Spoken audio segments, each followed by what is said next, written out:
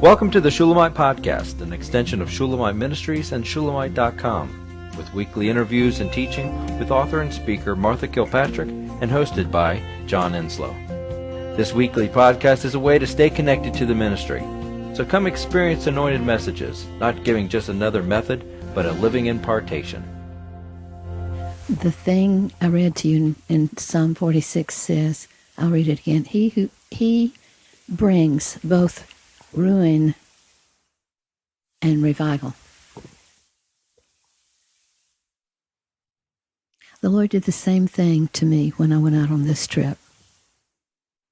When I laid out my manuscript, and it's really all written, it's all been doing for years and years, the warfare material, put it out on that table. This is going to sound crazy, okay? You'll just have to trust me. I felt like there was a cloud, a darkness over it. I couldn't think. I couldn't see it.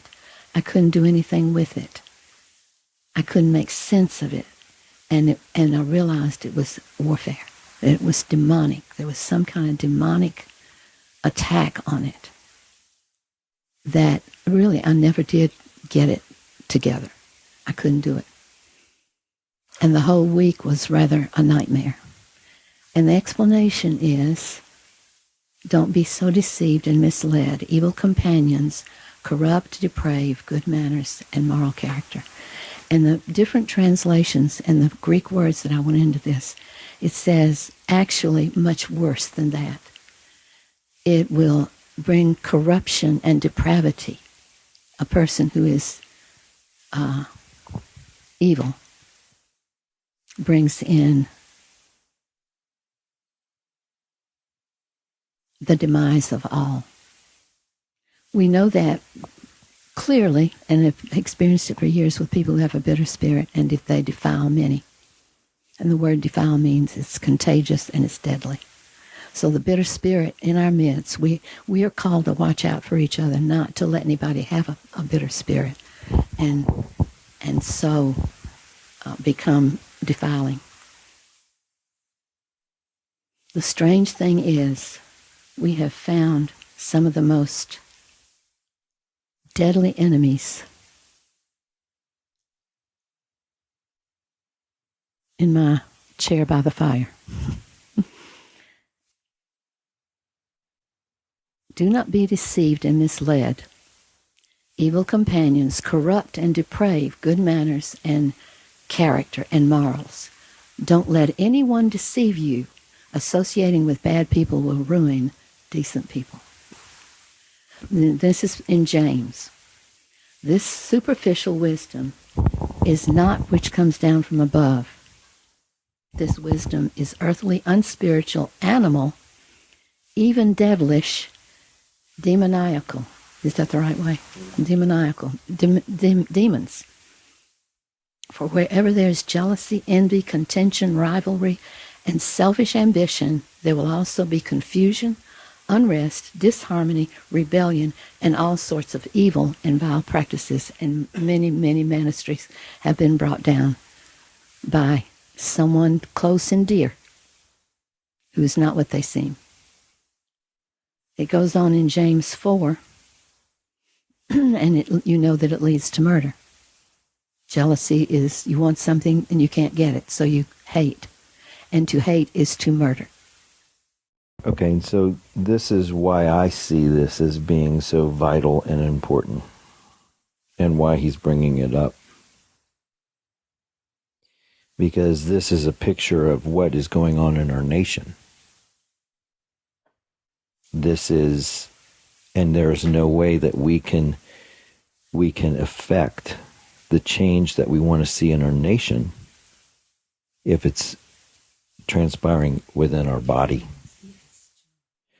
So this has a grander purpose than just one issue, one person, one situation, one trip, This is something that is so far-reaching, is because it literally is the power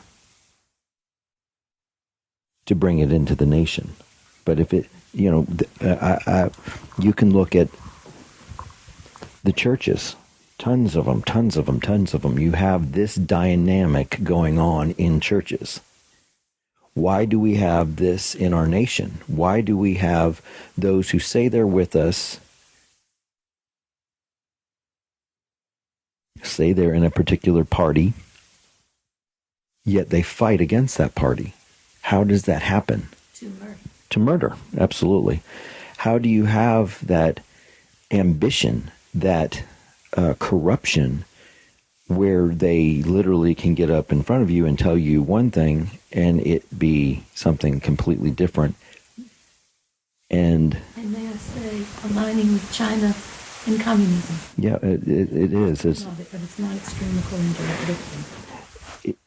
Yes, they're selling us out. They're selling us out to Russia, China, whatever, and for selfish gain, for very, very, very temporal things. So we're conquering it for the nation in this body. We're conquering it now here because this is what we are facing as a nation. This is the church's age, this age of the church. This is our issue. This is our problem. This is not just in our country and our government. This is it's everywhere. The reason why it's in our country and our government is because it's in the church. Right. Yes.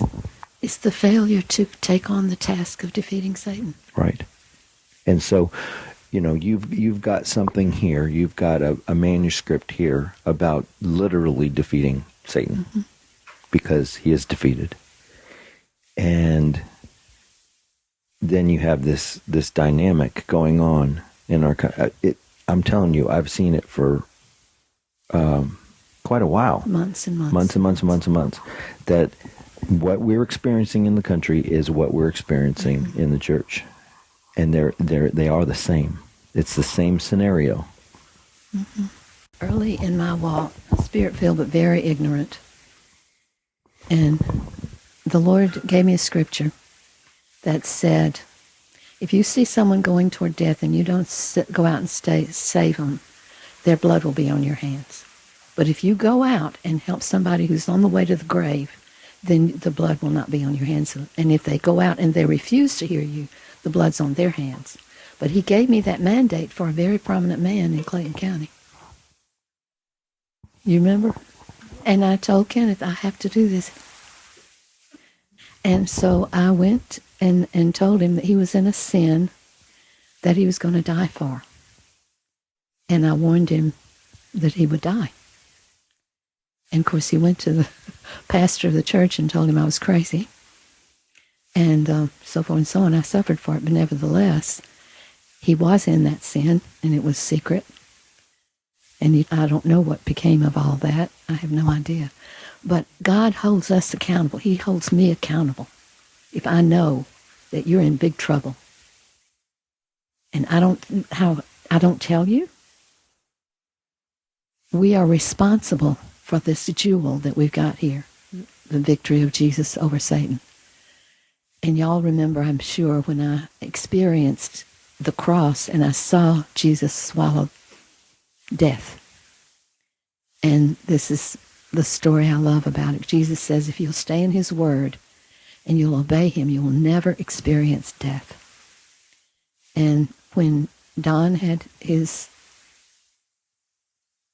we think it was an aneurysm, is that what you call it? A blood clot, and it was. Carol called me to come, and he was in the chair, leaning back, but he was breathing. And I put my hands on his head and prayed for him, but he quit breathing. And I said, "You're not going to do anything. He's not breathing." But that's neither here nor there. We took him to the hospital, and we went with him, and we went in the room where his body lay, and he was smiling. This is grim, but I could see the aneurysm, the blood in his neck. Scott questioned me about that, and I said, "Yeah, I did see it. I didn't think much about it." But he did have an aneurysm. It was his time to go. But he didn't experience any pain or anything. He just was lying there unconscious. I guess, may have been conscious. And God took him home in the middle of people that loved him. And a smile that lasted through the terrible journey to the hospital. And we went in and we went, that's what God will give us if we are for life. So the message is crucial, and the timing is crucial. And we are crucial. Yeah. We are crucial. We hope you've enjoyed the Shulamite podcast. For all the latest from Shulamite Ministries, please visit us at shulamite.com, where you'll find Martha's daily devotions, posts from getalongwithgod.com, and the online library of all of Martha's writings. At shulamite.com, downloading the free Shulamite app is easy, and livingchristianbooks.com is only a click away. Thank you for joining us on this journey to discover a God worth knowing.